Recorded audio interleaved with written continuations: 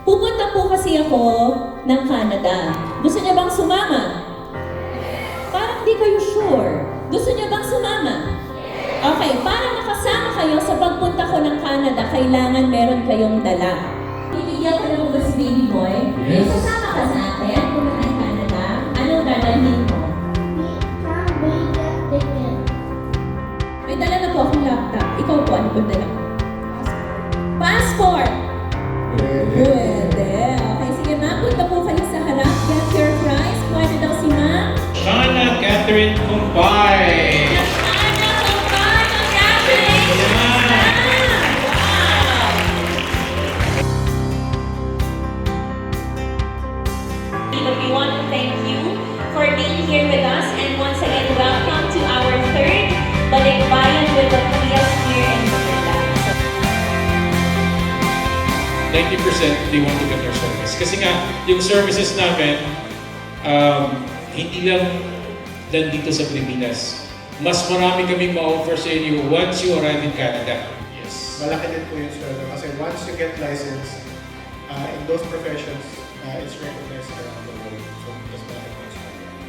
Mas mabilis mawala. Mas maraming matanda kasi mas maraming nagre-retire versus yung gumagraduate or yung pwedeng pumalit sa mga workers. Sa Canada po, libre po ang mag-aaral ng mga bata. Pati bus, libre. From elementary, as early as 4 years old, pwede na po mag-aaral ng mga bata. At kailangan ng mga anak na cesarean, C-section, the service is free. Libre mga anak, bayadan nilang siguro parking o yung biniyadan niya sa Grab para makapag. Kuya, PR ako hindi, happy na ako kasi yung ginastos ko dun sa surgery kung sa ibang bansa yun, nabaon na ako sa utang. And sa Canada po libre. So ano siya talaga, you always hear amazing stories about free health services in Canada. Dahil yung Sancor, free naman po yung re-application ko. So if you get denied first, the application is they're very supportive naman po when it comes to your paperwork. Sila pa po yung ulit sa inyo. Dahil yung Sancor, free naman po yung re-application ko. So if you get denied first, the application is they're very supportive naman po when it comes to your paperwork. Sila pa po yung ulit sa inyo na parang magsabit ka na gano'n. So hindi talaga nila kayo papabayaan. We've been waiting for this moment to come.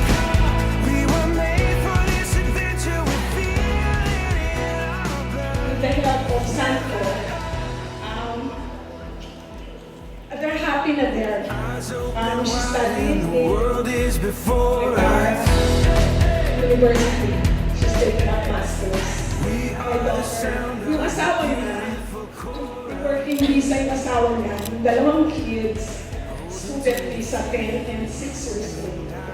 Thank you sa Santo. Kasi hanggang pagdating namin ko, at saka hanggang kayo, tinutulungan natin. We were made for